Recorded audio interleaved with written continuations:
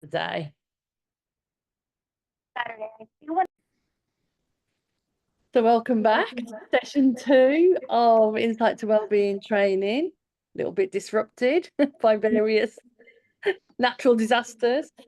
So first of all, just really interested to see how you're doing and if there are any insights, thoughts or questions from yesterday's, from session 1. Call it. I've got one, which I kind of know the answer to anyway.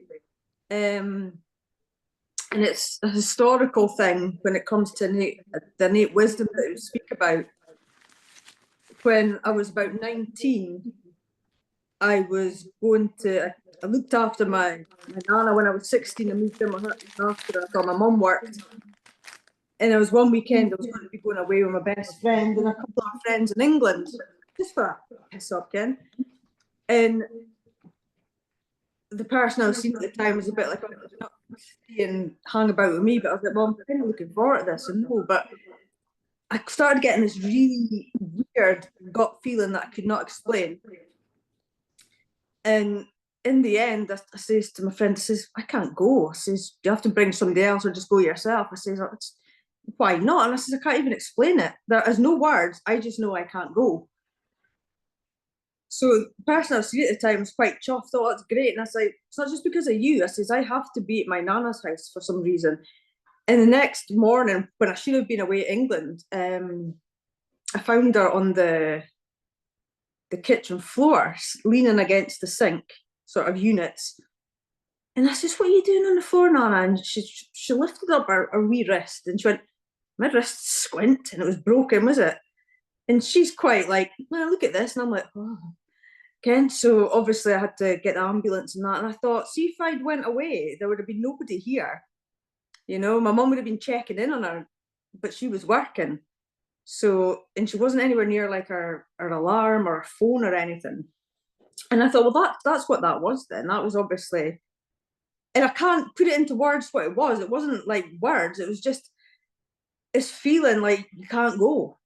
And the strangest thing, and I've had that a few times over the years, and I suppose folk just say, oh, you've got a sixth sense or whatever.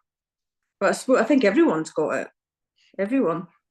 Absolutely. I love that for so many reasons. I think everyone has got it. Why I love it is because once you start to piece together the times when you have had that, whether or not you followed it, in that instance you followed it, and you know, that was the outcome.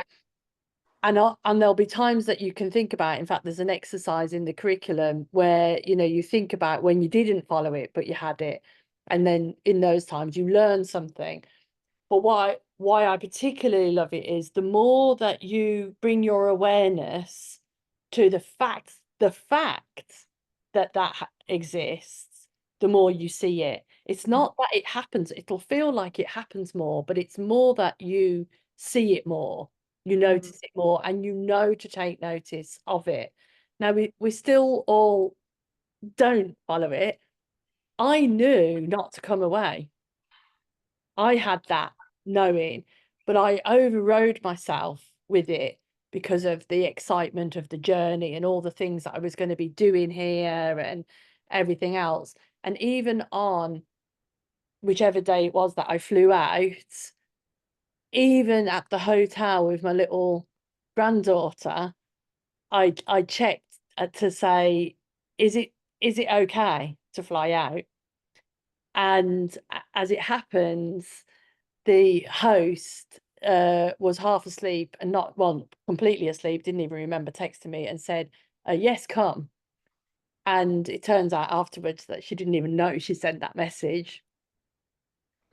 But I knew, right? But I overrode it, and here I am and been evacuated and all the rest of it. So that knowing does happen all the time. It comes to us all in different ways. So some people, like you said, it wasn't any words or anything, you just knew somehow. Some people experience like sound, you know, like a voice. Some people experience visions. Some people experience just a feeling. It comes in all different ways, and that's individual. but the portal's the same. Mhm. So I encourage you to keep allowing your mind's bringing up these things now of, oh, that was it, or that, and even in the case of the guy that you talked about yesterday, Yeah. oh, that was it, that was it. Keep allowing that, because the more you do that, the more awareness comes to the fact that it's innate Mhm. and that you can tune into it. And whether or not we use our free will to follow it or not, that's a whole different subject. But the fact of it is true. Yeah, I mean, in the prison, it used to be not at first, but after a while of working on the wings, and a lot of officers will say this. They probably said it to you. They know when a fight's away to happen before it happens. Hmm. Now the boys could be out playing pool, laughing and joking, nothing untoward going on, but it's like a thickness in the atmosphere. I can't describe it. It's like a thickness, and you think someone's way to kick off, and there's been no intel about it. There's nothing to say that it will, and I guarantee you, within half an hour, someone's kicked off. And it's a strange phenomenon that prison officers get. They just Yeah. know, and it's something's going to happen. And there's no words. There's no. I can't. It just you just know. And you might not go down this route, but it's an interesting route to consider, especially having been in the environment. So you've got the Mhm. lived experience that you've got. One of the things that I was really keen on doing is training for prison officers, which is not based on fear. Mhm. Probably you probably had this in your previous role, Claire, that the training, it seems to be all about being vigilant, being fearful, looking for trouble, looking for issues. But actually, the clearer people get and the more grounded they are, that sixth sense, if you like, is available. They'll know that they'll know even more when there is a situation Yeah. to to deal with, rather than looking for the situations. And I think that in those professions, in immigration and police and prison officers, if they were trained more about this intuitive sixth sense and this innate well-being, they would have less burnout, less stress, Oh less yeah. overwhelm, and the whole place would be safer. Mhm. They wouldn't be looking for issues. They would just know that they will be aware. When that doesn't mean don't get trained in how to deal with stuff, but the mindset is the wrong way round, and that's what leads to so much stress and overwhelm.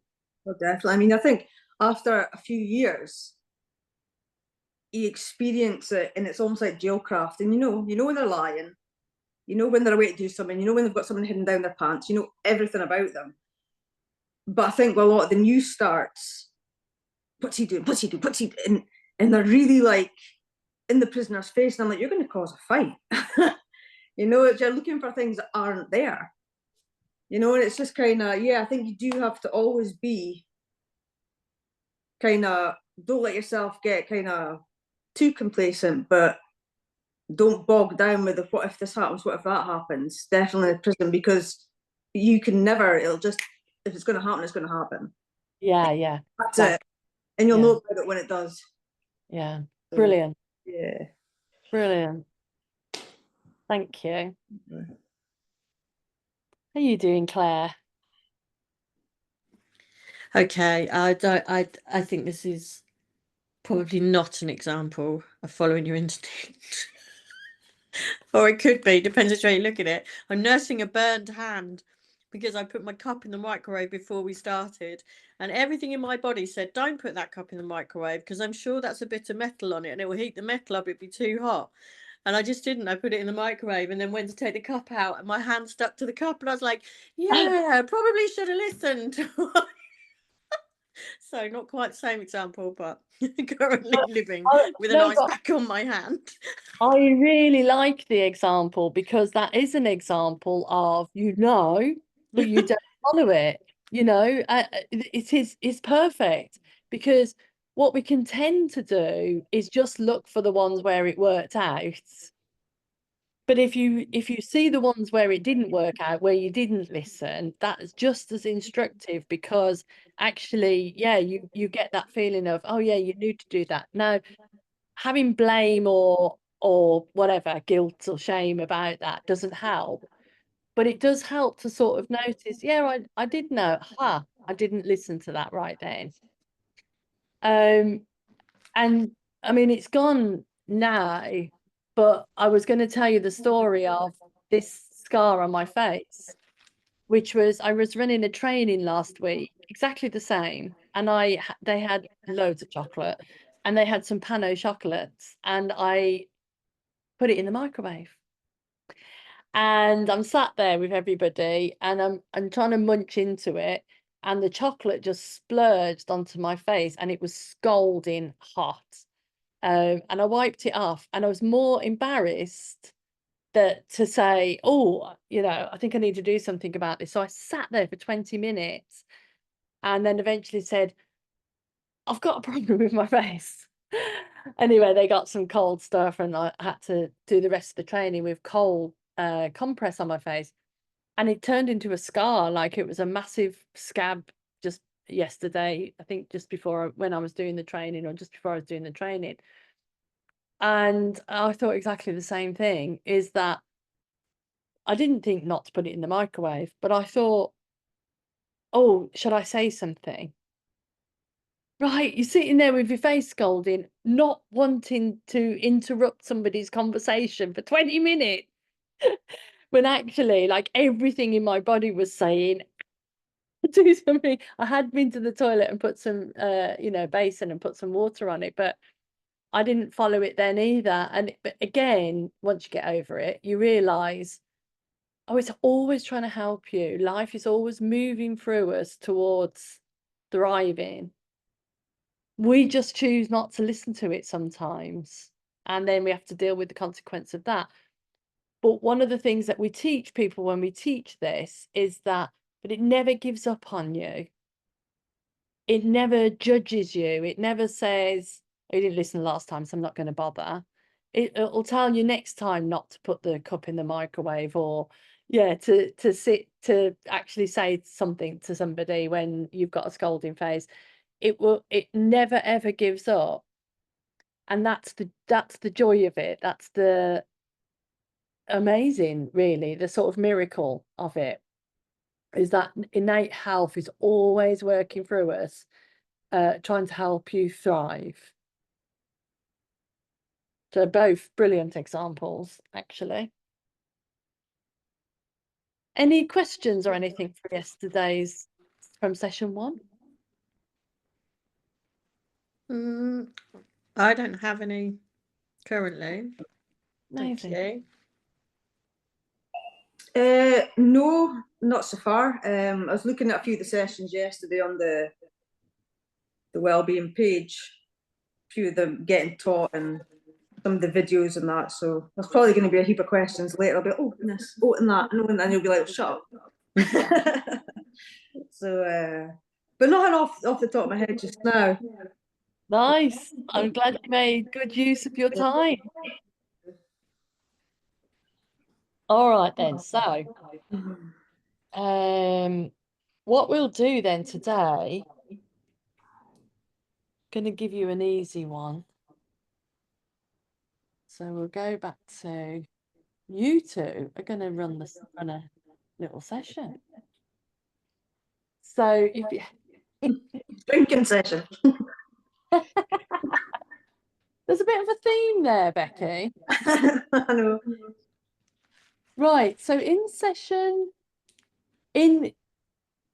1, component 4, there is the insight-based learning, which is a nice, easy one.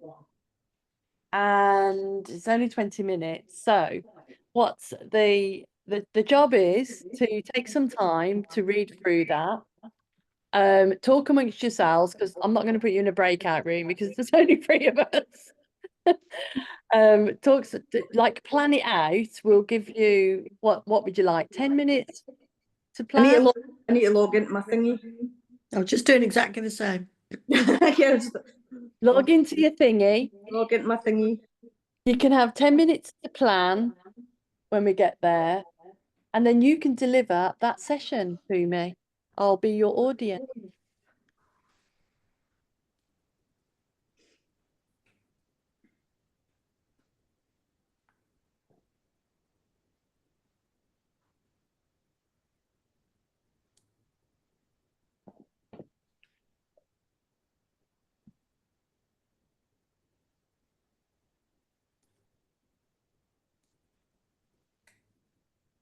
Could you repeat what one it was again? That's me just logged in.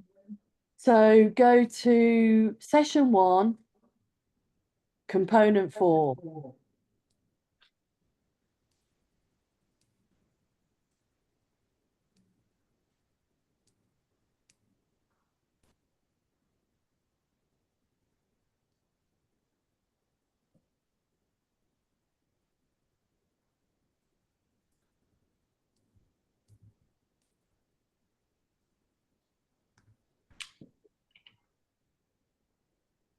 Got it. Got it.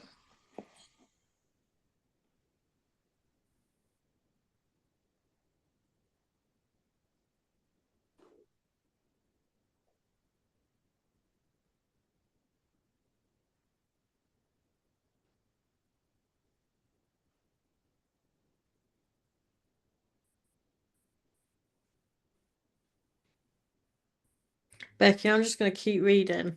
Just I for a am reading it. second. Are you the same? Yeah, I've just found component 4 now, the conversation catalyst. Yeah. Yeah.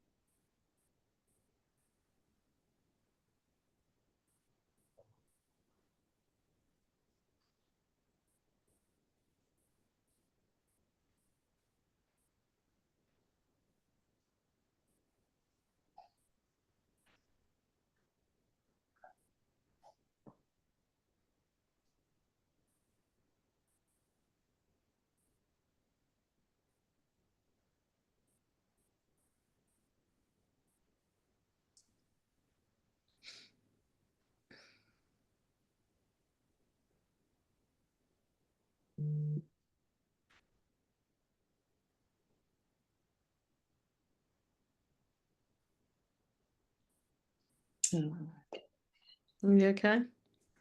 Yeah. Just kind of taking it. Yeah, I've just written down a few things here. I suppose you start off. What bit are you at? How are you?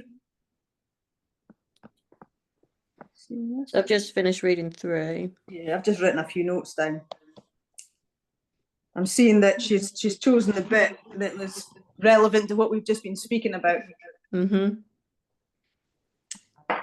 Especially the little voice saying you shouldn't do what you're Yeah, about to shouldn't do do. this, yeah.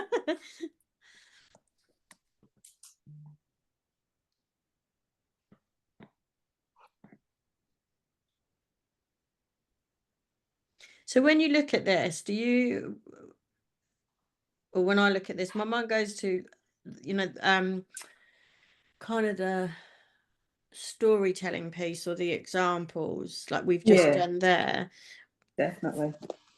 It feels like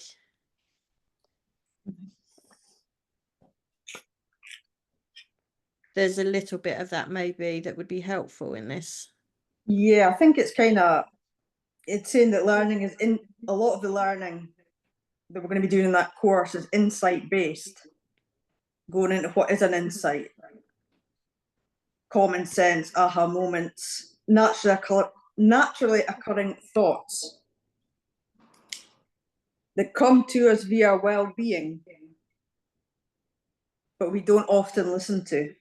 Mm. So it's sort of that inner voice and that inner wisdom that everybody has, but is more than often blocked by, I suppose, the pollution of negative thoughts and day-to-day thoughts that are from the external in. Mm-hmm.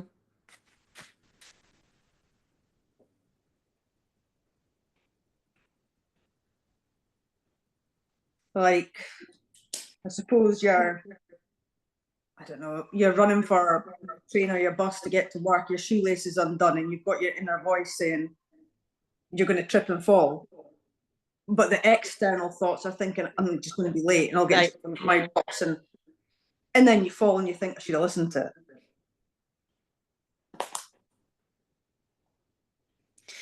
And the order of the questions, the 1 to 2, so 3 feels like that sits where it should sit. I think what I keep coming back to is the second question the one that's going to help them to answer the first question more, rather than, and it's obviously ordered in that. I'm thinking it's ordered in that way for a reason potentially, but just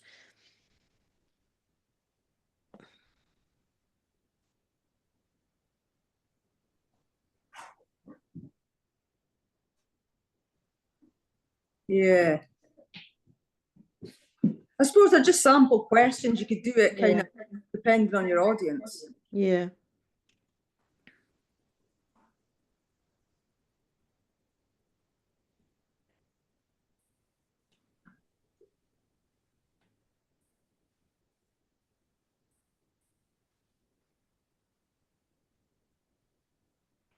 I suppose for like number 2, the type of feeling as well. There was one time I couldn't find the wheel nuts for my car, and I'm like, I can't find them. I must have left them at the garage when I was getting new tires and all the rest of it. And my mind was so full of nonsense, I just couldn't find them. And I was needing them to get wheel repair done at the garage. And I had to come home. I was like, I can't find them. I can't. And then I ended up just giving up, and I thought, whatever. Once I kind of calmed down, I remember sitting on the sofa, and all of a sudden I went, they're in the garage and they're in my bag that I keep all my cleaning stuff in. That's where I put them. Just out of nowhere. Mm. And I was like, and sure enough, they were there. And that was a kind of, I don't know, I just saw the vision, that's where they are. Mm.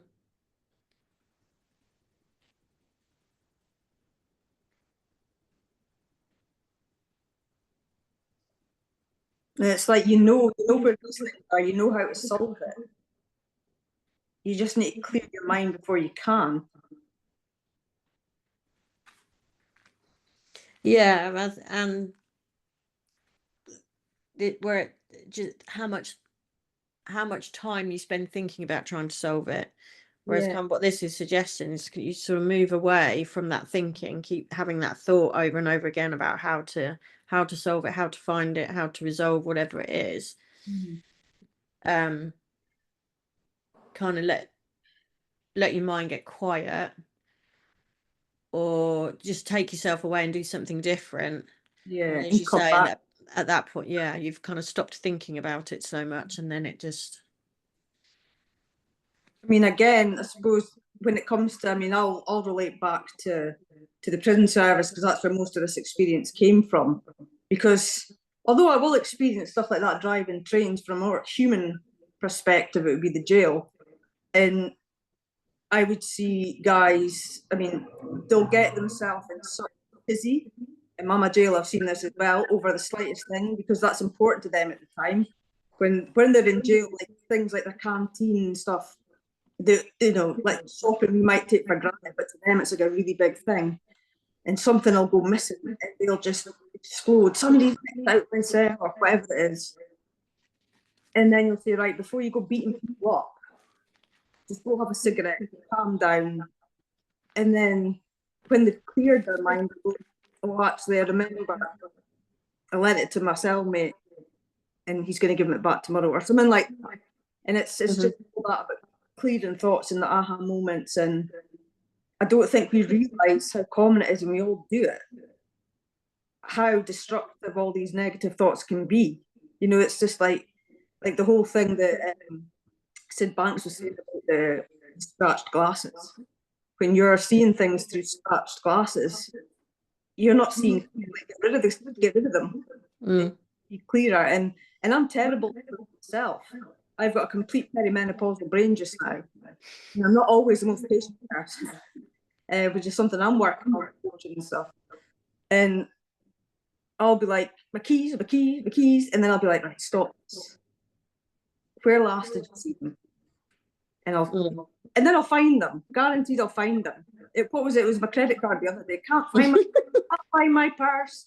Raging. And then I was like, it's in my drawer. You know, I just need to shut up, calm down, give yourself a shake, and it comes to you. It's that noise, isn't it? Yeah, well, I've had similar as well. In terms of not being able to understand why my eldest son keeps spending so much money on snacks in his new college. Like, it pings on my phone through the app that he's spending money. And I've been getting increasingly frustrated by the fact that he's got a massive tub of snacks that I bought him before he went to college, and it's sat in his cupboard, unopened, untouched. And it's all his favourite snacks.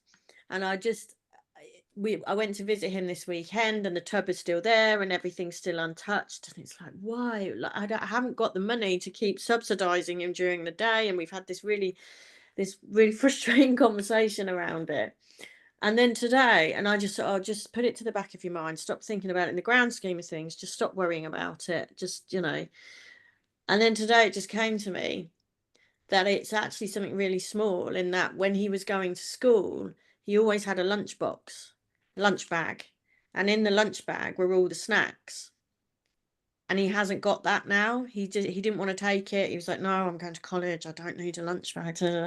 But just that, it just came to me today, and I thought, that's what it is. So I'm over here getting really frustrated with him. We're having difficult conversations about something that actually doesn't really matter, but will make a difference for him, because he keeps talking about how he's hungry and that's why he's spending all this money. And then I'm thinking, you just got to go back to what we did before. Just, you know what the answer is, just give him a lunchbox, give him a little lunch bag, a little discreet one that fits inside his new college bag. Yeah. And I suppose it's just taking that time out. And sometimes it can take 5 cigarettes for a prisoner, sometimes it can take 1. And it's just to get from there to there. Oh, sorry. That's good planning session. So you're now going to deliver the session to me. You've got to pretend that there's more than me in this audience. And I'd like you to start though with a settling in. So as if you were coming into a group and you were delivering that session and you're coming from fresh. So settle us in, deliver the session, and then get a reflection at the end. And it shouldn't take any more than 20 minutes. Okay. Sorry, right in the deep end. Is someone able to use the whiteboard? Does anyone use the whiteboard? I've 'Cause never. How do you use the whiteboard? well, that's your homework to figure Yeah. that out. Unless I think Claire's probably used it before. So I'm trying to find where it. In more, is it? No. Oh, on mine it's bottom on the black bar at the bottom next to recording. There's a whiteboards. That's it. Right. I'm going to give you 20 minutes. If you finish Wow. that, that's fine. But off you go. Okay. Who's starting to introduce me or Claire? I think that's the point that Jacqueline said. That's a really good planning session. Oh yeah, planning being the key word. There's a bit of feedback. Hang on, my phone's shut now.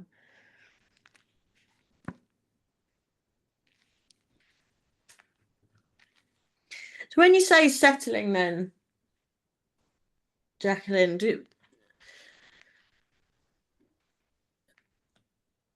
given that this will be component 4, so they will have done 3 previously. Are you saying that this would be as if we were coming new into the room and you haven't met us before? Okay.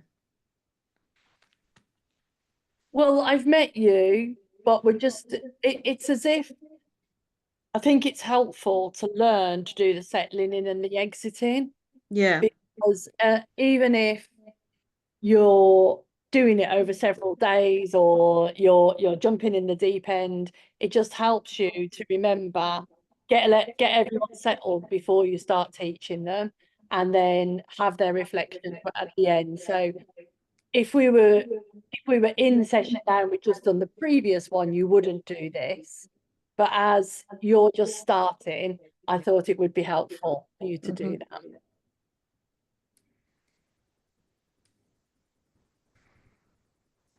Okay, so for settling in, first of all, we would do the introductions to you, who we are.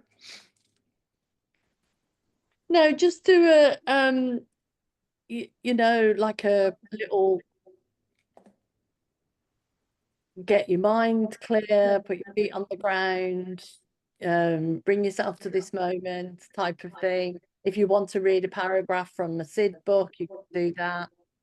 All right, so you're in there, we've all sat down, so make yourself comfortable, preferably with your feet on the ground. Relax, leave everything from outside this room inside. Close your eyes and just relax for 5 minutes and just clear your mind of anything external. Take this time to take a deep breath in and feel it from your stomach, and take a deep breath out.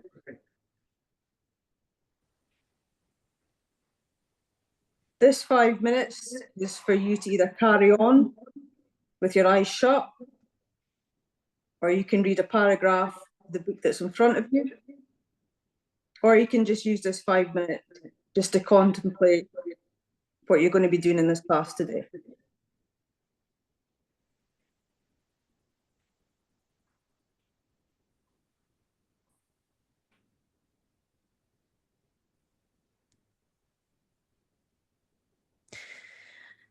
And if you're finding that it's a little bit challenging to sort of quiet your mind and focus as you're breathing, it could be helpful to pay attention to how you are as you're sat in the chair. Notice that your feet are on the ground. Place your hands maybe on your lap. Rest your palms gently on your knees. As you're taking breaths, start to relax your shoulders.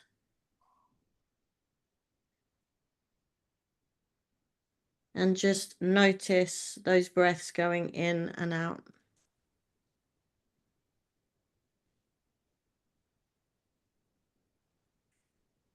As your body is becoming more relaxed, you'll feel your mind clearing. Just slowly start listening to your heartbeat. Just listen how it's beating. Listen to the breaths coming in and out, relieving all the tension from your body, from your shoulders, going right down through your legs, into your feet. And just keep listening to the heartbeat and the sound of your breathing.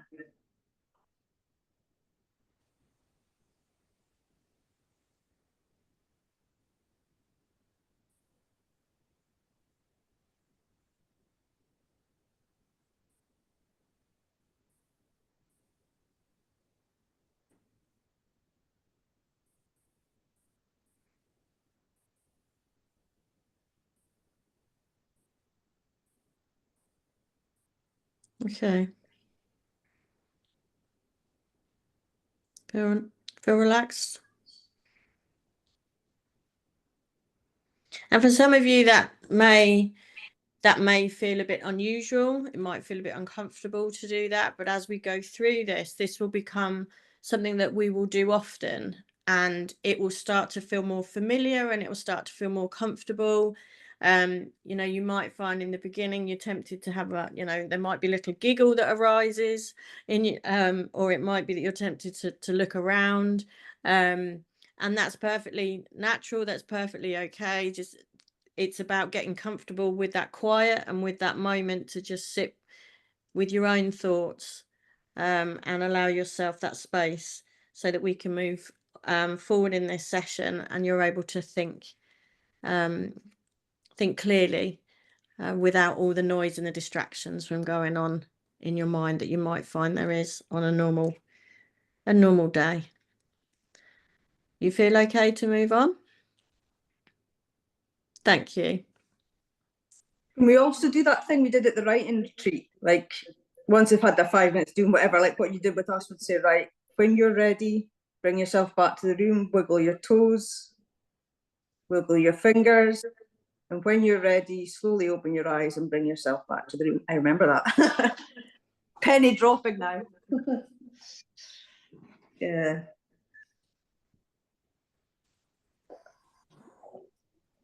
It's almost like a small meditation.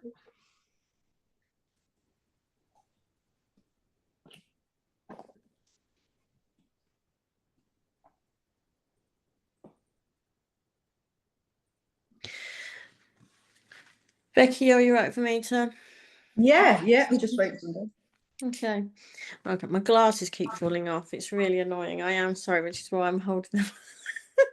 They've stretched, so if you're wondering what I'm doing. So we're going to spend a little time focusing on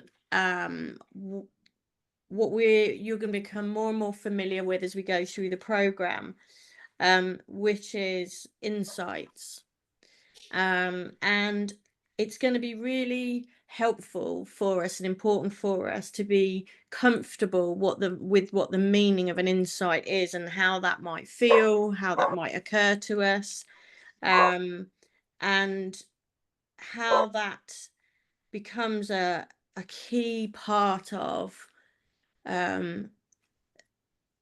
this training as we go forward, in these sessions as we go forward, because it's likely that there will be moments where you may have a moment where something comes to you, a thought pops in your mind and you think, oh, not sure whether I should say that, or not sure whether I want to pay attention to that. And what we want to do in this session is encourage you to pay attention and to do something with that when it happens. So we're just writing the word insight on the board for you. And much of this program is about insight, and any learning that takes place will be insight based as we move forward. So in order for us to get to a kind of common understanding of what insight means, what that could be as a definition, what that might be, what that might show up as. Let's just take a moment to have a think about insight and what that word means to you, Mama J. So in terms of when we say, or when you see the word insight, just help us to share, if you can, share with us the words or the thoughts that come to your mind. It's like when something clicks, so or you suddenly go, oh, I know. It's sort of that type of feeling. Okay. So what might you like, what else might you, when you think about that aha moment, can you think of a time recently when you've had one of those aha moments? Is there, it might not even be recently, it might have been some time ago, or it might be that you've had a conversation with someone else and they said, oh, I had this moment the other day and it just came to me. I had a moment earlier today. I was talking to someone and they were talking about how life is always moving forwards. And I actually thought, I don't know if life is always moving forwards, but life is always moving. So it's sort of like there was a little tweak in my head to go, yeah, life's always moving, whether we're turning around in circles or moving forwards or chasing our tails or whatever it is. Actually, life is always moving. So that felt like a bit of an insight. Love that. Love that. Okay, thank you. So what? Oh, sorry. Go on, Becky. No, go on. How would you, in your own words, describe what an insight is, Jacqueline? What's your knowledge of what an insight is? I think it's when it's knowledge that's coming, it's like a sight from within. So it's knowledge coming from your consciousness rather than from your lived experience or your education or your personal mind. It's knowledge that is more universal. And so you get to see a bigger picture because you're not, or I get to see a bigger picture because I'm not trapped in what I think of something. And so therefore I see a different perspective. So naturally occurring thoughts that are within rather than from external experiences. Yeah. So when we've got these insights, they're known as common sense, aha moments, a sixth sense, an inner voice even. One of the examples is that I was speaking with a colleague earlier.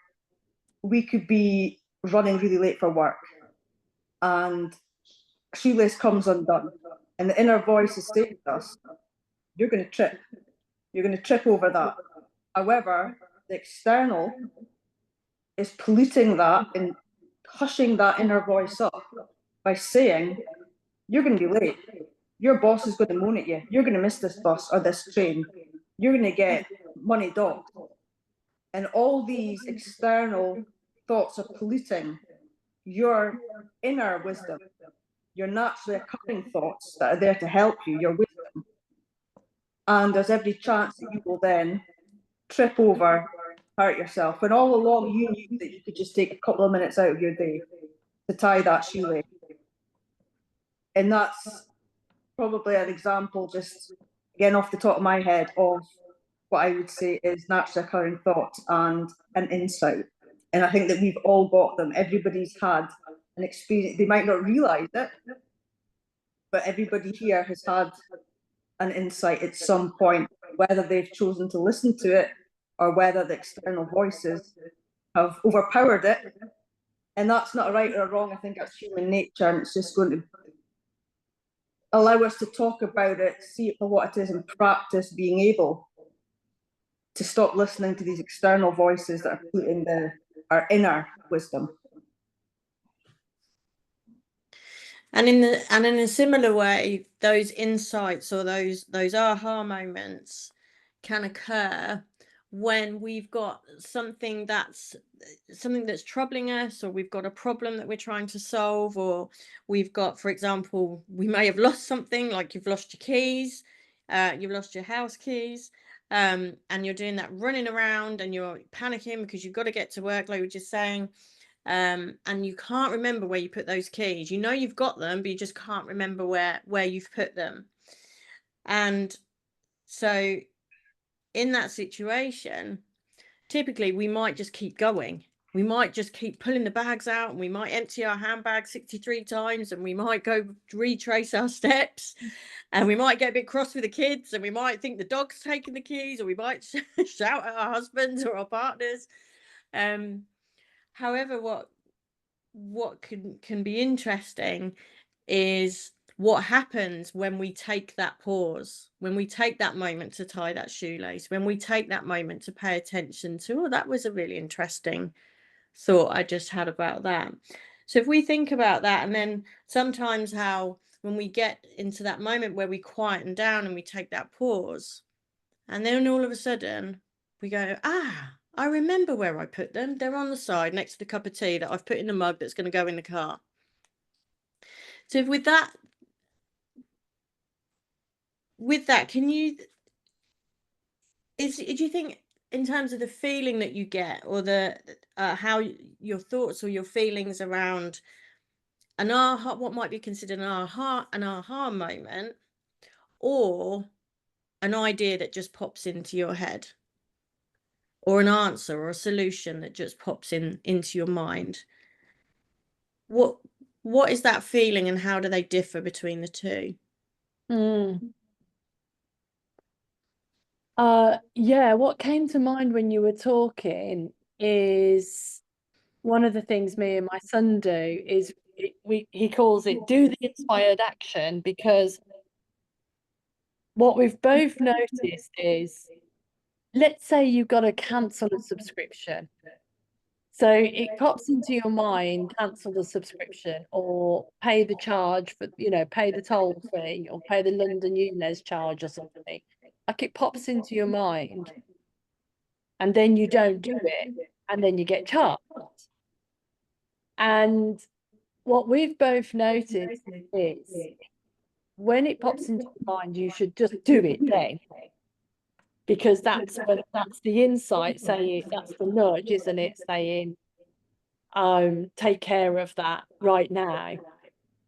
And what I noticed with your question is, there's a feeling of urgency, there's a feeling of busyness when you don't do it.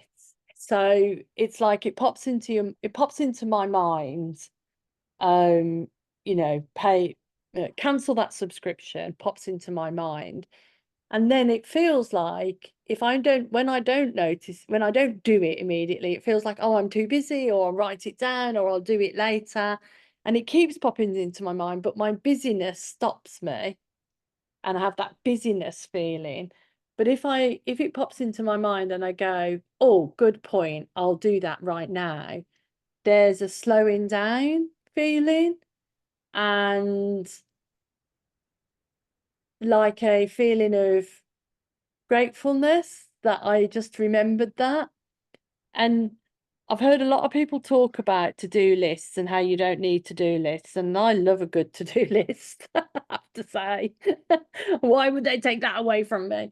But what I realise is, there is an element of, you could quite live in just it occurring to you what you need to do now, and it does occur to you, and that there's a sense of peacefulness with that, and a sense of a bit more slowing down of just taking life step by step. Did that answer the question?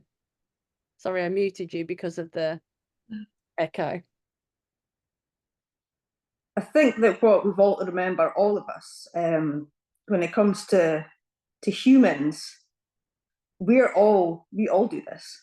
We all give ourselves a hard time due to our more external intellectual thoughts, because a lot of it based on Apologies there, I got a phone call and it's cut me right off.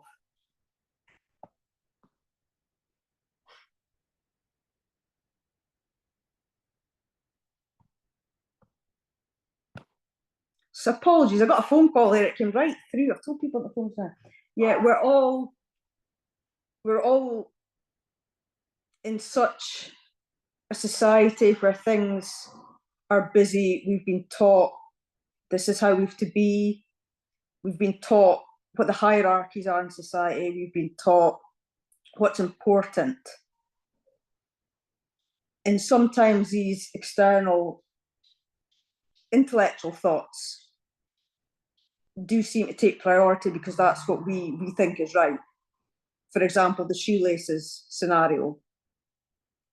Our mind is thinking what's more important is being on time, because in society you must be on time. You've been taught you have to be on time. You've been taught you have to go to work. You've been taught you have to do this. Whereas if you just slow it down a bit and think, right, if I do stop, tie my shoelace and don't fall, I might be late, but I'll still be at work. Whereas if I don't tie the shoelace and I fall and break my ankle, I won't just be late, I'll be in hospital and I won't be at work. And it's just slowing it down to pick it apart a bit. Because I think we all find that in life, because of the rush of our brains and all the thoughts that are in there, we end up actually making more mistakes and more bad decisions just based on these external thoughts smothering what we actually know to be true. If that makes sense to you. Makes sense to me.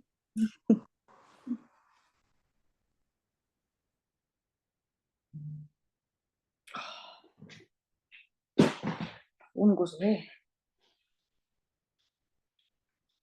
So what would you like to see for yourself and for others in this group?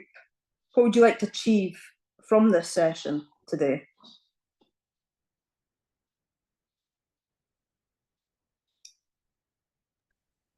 I feel very picked on. That's what you get for putting us in a spot. Well, as we've had the session, is it more of a question of what did I get from the session today? Okay. I really enjoyed, as a participant, I really enjoyed the question of what's the feeling? I've never really thought about that before. What's the feeling of when that insight happens? And I enjoyed that question because it really made me think about, oh, there is a different energy that comes with the insight and not following the insight. So that was the first thing, like that really helped me to see there is a different energy, and there is a pausing and a slowing down, and that made me feel quite emotional thinking about that.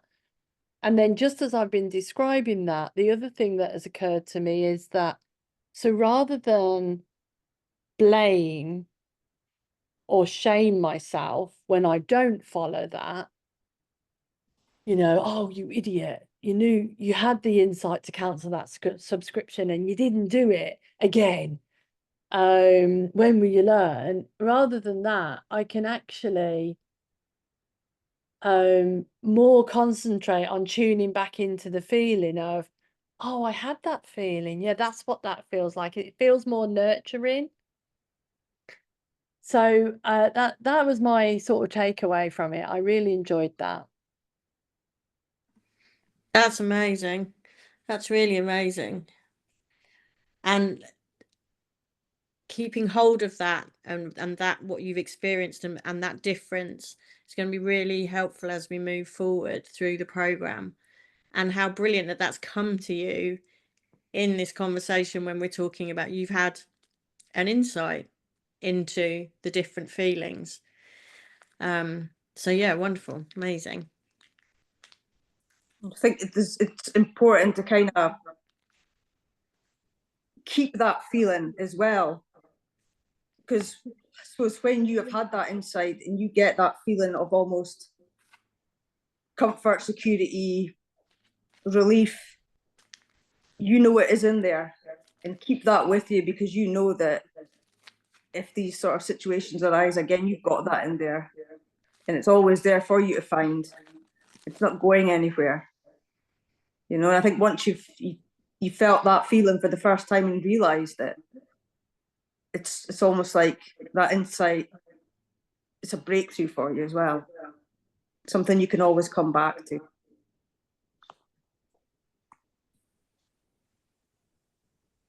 God, I miss a classroom and a board. This is the closing bit. It's like, what do we do the closing bit? Yeah, I And I thought wasn't keeping a time check either, Becky. I'm so No, you sorry. are- I you wasn't are- keeping a time that. check. Yeah, good point. But you are actually just on time. What? That was 20 minutes. I didn't even feel like that. So, Jacqueline, do you have any questions before we close up the session?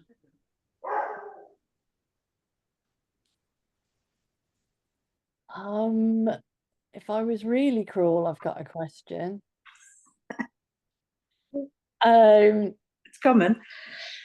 But I'm not going to go there. I'm going to address that at another point. So, do I have any questions as a participant?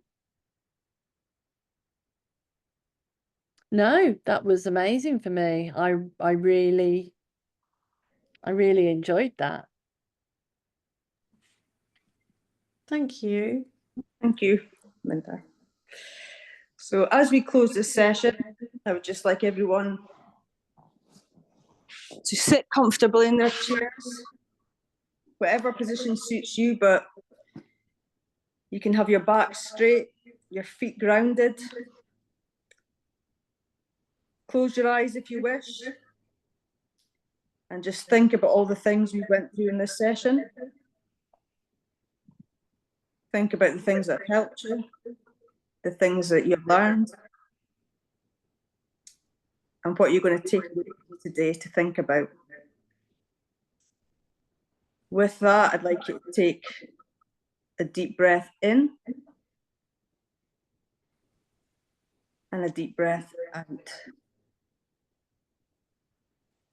And a deep breath in and a deep breath out. And just feel everything releasing from your head to your shoulders, to your hands, to your knees, to your feet, where you are grounded, and let any feelings of stress or unease just be released into the ground below you.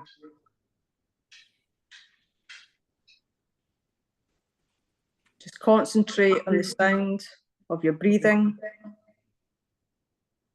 and the sound of your heart beating.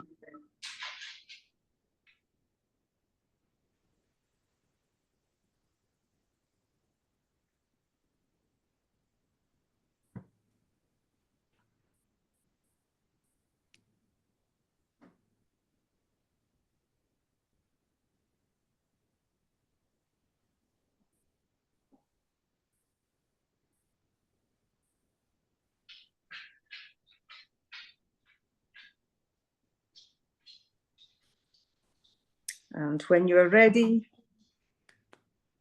just wiggle your toes, wiggle your fingers, open your eyes, and come back into the room. You're all right there. I'm just going to get another ice pack. Hang on one second. Nice. Is it you sharing? Is you share, Becky?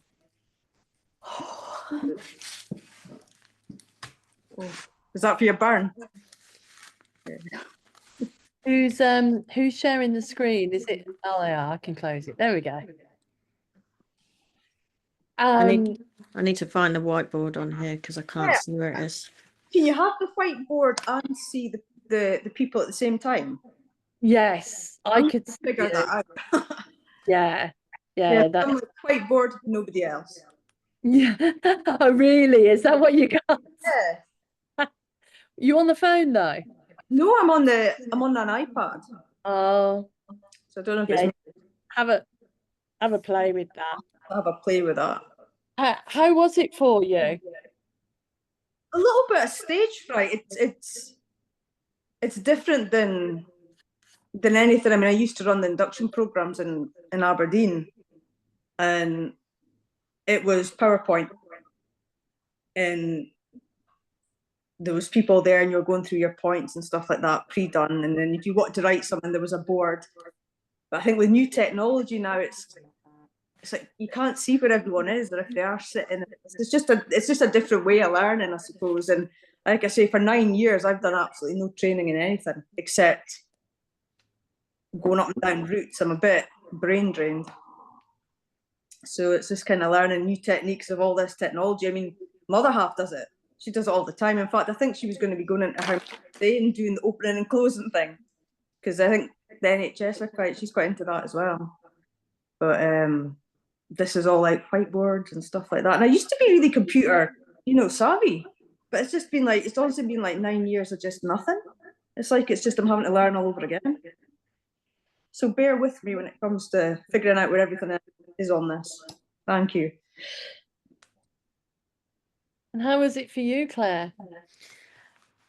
Yeah, definitely pulling on my days of trying to pull back my days of being in the training room. It's been cool, what, 3 years, 3 years.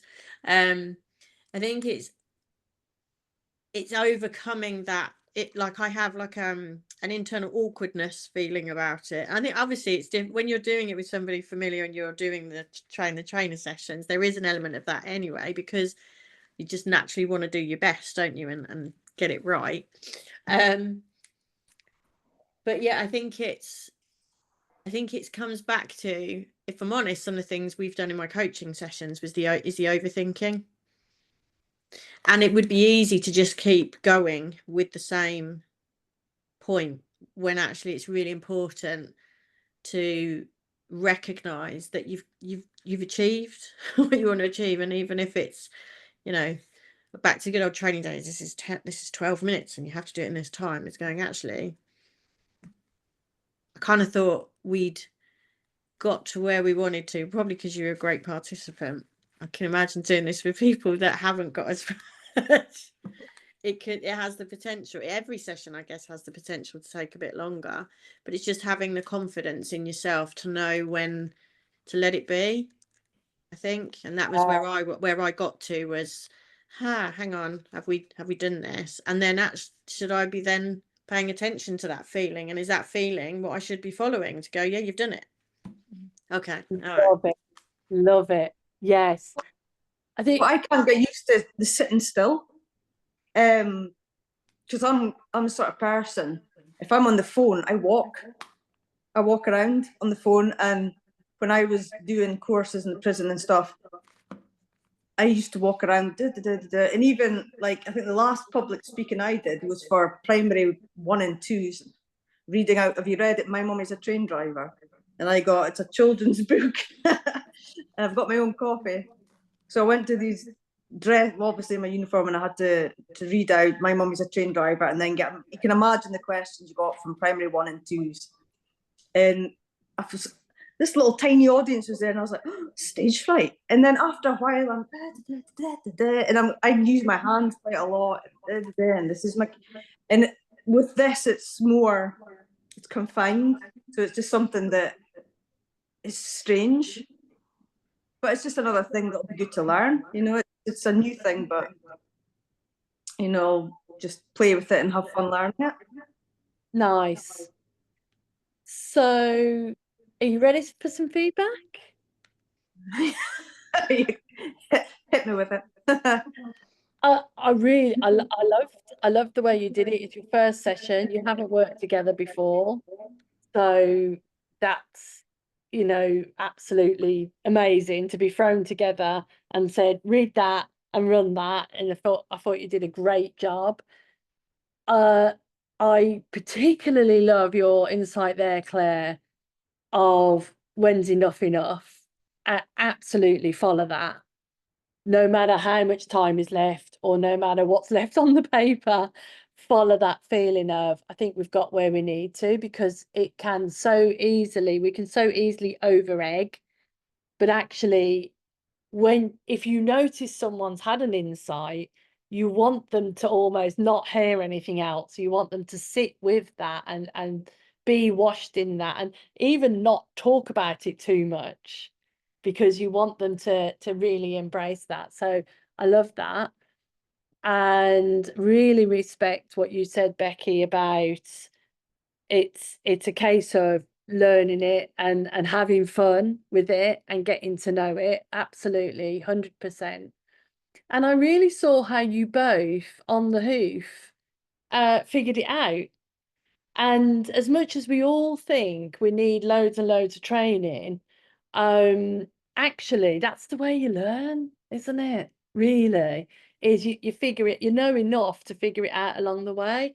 So when Becky did the start, like she needed to jump in and get it started, which, you know, which is great. And then said 5 minutes, and then Claire was like, oh yeah, I think that might be difficult for some people. I thought, oh my God, we're going to sit here for 5 minutes. But I mean, Claire saw that and said, oh, and if you find that difficult, and you bounced off of each other really nicely, and you sort of learn on the hoof, like, oh, that might be hard for some people, so I'll jump in with this. That was really cool. And the questions were good. So, you know, I know that you're looking at the book, but it seemed very natural, and you seemed like you really brought yourselves into it, and you really cared about the audience. You got the feedback from the audience. So I thought it was an absolutely stellar session. Thank you. And yeah, it was totally off the hoof. Right component for both feels like, ooh. I mean, Claire, did you get that feeling, that little feeling of like impending doom there? Yeah, I'll be honest. Internally, I'm going shit.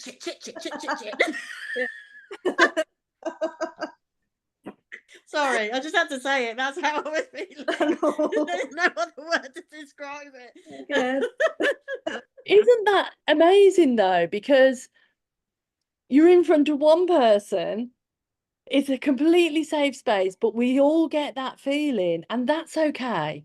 So what I saw about that just now, what you said there, is it's always going to feel like that, or a lot of the time it's going to feel like that, and it doesn't matter. It's okay. It's okay to feel impending doom.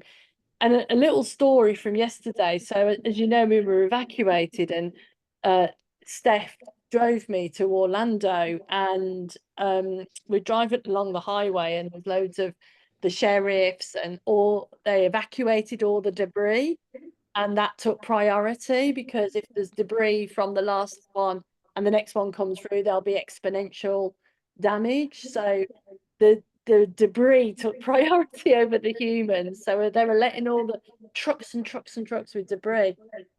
And then one of the crew, the team that I've been working with, texts to say that highways have opened up the outside, the emergency lane, but no one was in it. And we were driving at 20 miles an hour. And Steph said, are you sure? Are you sure? Like, and I said, yeah, I've checked it, and we're in the right zone. So yeah, just why isn't anyone else doing it? So, well, maybe they don't know, or they're scared, but come on, you can do it. And I coached her into doing it. And then we were like Thelma and Louise driving and the emergency lane, and she was really shaking. I think I put the video in the group. She was really shaking, and we were getting shouted at and horned, but it was absolutely right. And we literally for 10 miles we drove on there and made loads and loads of headway, and it was really exciting. And what she saw in that moment was someone has to be first. So as much as she was shaking and scared and thinking she was going to get arrested and all of these things, she realized, oh, because people started following us, of course. The first follower theory. So somebody had to be first. Somebody had to go, okay, this is okay to do this, and do it. And so I think despite that feeling is what carries you forward, and do it anyway. No, because you're never, people wait until that feeling's gone away, but it never goes away. It lessens. You know what's really interesting about you saying that is what comes to my mind, Jacqueline, is that's how I felt about doing this. Is there, like, it was like, oh, I don't know if I can do this, I don't know if I'm ready, I don't feel like I've been around this long enough, I don't think I'm gonna know as much as anybody else, I haven't got prison experience, all that negative kind of. And then it was just a case of you're just gonna have to do it, and what happens happens. And I wouldn't have done that before, because all of that would have stopped me, and I'd have gone in the opposite direction, and then I would have kicked myself and gone, oh, why did I not do that? Nice. The thing is, that you going about prison things, I was probably more nervous with those little kids than I was with prisoners, because prisoners, you kind of have to get through to them, whereas little kids, I've got, you know, they don't sometimes expect, you know, they're like, yeah, what's this about? Whereas you get a bunch of little kids that they're expecting you to be telling them miracles, you know, and amazing things, and you know, you've got that purity in a child's mind where everything's exciting, and they're expecting you to just be like, you know, Walt Disney telling them this fantastic stories about trains and stuff. And I was really nervous before it, and I'm like, you know, at the time I was like, you are a 42-year-old woman, pull yourself together. These children are 4. And I'm like, really nervous. You know, I was like out in the car park, like, oh, do I want to do this? And it turned out, once I got into it and I could see that they were really enjoying it, oh, I was off on a roll. And it was really, really good fun. It was really enjoyable. It's probably one of the biggest job satisfaction I've had in the real life, talking to those little kids. It was really, really good. There is a little bit as well, isn't there? And I guess, Jacqueline, because you know this, so doing this to you is like, oh my God. But that's the point of doing it, isn't it? So, yeah, but it's remembering that they don't know what they don't know. So allowing that drop of expectations is that they are probably more nervous than potentially we might be, because they don't know what's coming. They don't know what's going to be asked of them necessarily. And just pulling on my old trainer days and just thinking about the amount of times I'd walk into a room full of managers and be absolutely bricking it, and then just remembering that they don't know what they don't know. And actually right now, Claire, you're the one they're looking to for that steer, and to make them comfortable and to get them relaxed, and to almost level. Doesn't matter what role you have, it doesn't matter what your history is, doesn't matter your backgrounds. At that moment in time, at the start of that session, everybody's in the same place. Back to what we were saying about everybody breathes the same, our hearts beat the same, we've all got that innate health. The start of that session is where we all are. Yeah, I guess, is it? That's great. Absolutely. And that's why the grounding of the facilitator is even more important than anything else. Because if you read the session, and let's say that one is about insight, because the whole program is insight based, and you know what insight means to you, and you can talk about in your own mind, you can know whatever it means, however little you know. If you know, oh, I had that feeling, your question, what was the feeling like? That was another level, because you're thinking about what's the feeling like for you. So it really helped me in the, like literally I was being truthful. It really helped me in that moment. And so if you know what you know about that, and then if you read anything in here and you don't see it to be true, don't teach it. Because if you teach it and you don't see it to be true, it's not authentic. But if you see even a glimpse of, I know a little bit about that, you can teach from that. And you know, people don't know what they don't know, and you can go with, like again what you said there about knowing when to stop. You can go with seeing, oh yeah, I saw you have that glimmer there. Obviously, you know, I was a kind participant and I went there and I can do it. But yeah, you do have situations where people still don't know what you're talking about, but then you would flesh that out a little bit more. Like, you know, an aha moment, a click, a light bulb moment. Have you ever had a light bulb moment? Use language that, try and listen to their language, use language that they've used, and then, that's what I mean, tell me about that. So that you're not trying to shoehorn them into a specific language, or, you know, like, it's not a cult. It's pointing to whatever, that the thing that exists within us already, and we'll all have it culturally as well. I had someone who's working on the curriculum, and she teaches in prisons in Madagascar, and, you know, you think our lads have got it bad. I mean, just, it's another level. And what she's had to do is strip out loads of stuff, because you can't say, let me know when you want a toilet break, because a toilet break is standing up and going to the corner and peeing in the ditch. Like, it's a whole, there's no reading, etc. There's so many things culturally that would be completely alien to them, and she's had to strip it right down to the essence of it. And in a way, that's what you're doing every time you read it. You're going, this is the format, because we know this format helps, but what's the essence? What do I know about this that I can bring to the table? And then you're uncovering what they know, rather than trying to put knowledge into them. And we can all do that in any moment. In Starbucks this morning, because I got loads of bands that I was gonna give out at the conference, I took them some bands with "All You Need Is Love" on it.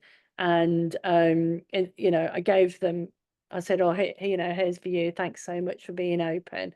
And they were like blown away. It's like I'd given them chocolate. You know, they were like, "Wow, thank you. Wow, thank you so much." And I think that's relevant, because all I was doing was giving what I could. Can't give them safety. I can't, you know, who knows what's happening with all the homes being flooded and everything else, but I can give them a bit of love in that moment, and, you know, that makes the world a better place. And you've given me an earworm now, because now I've got the Beatles.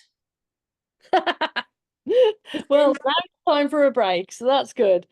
So we're going to have a little break. Are you good to come back after break and do another session? Mhm.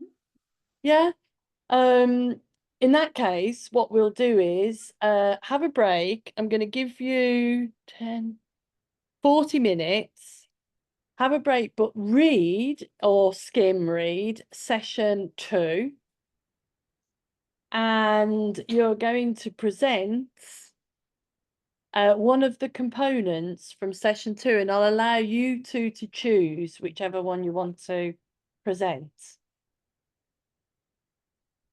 How does that sound?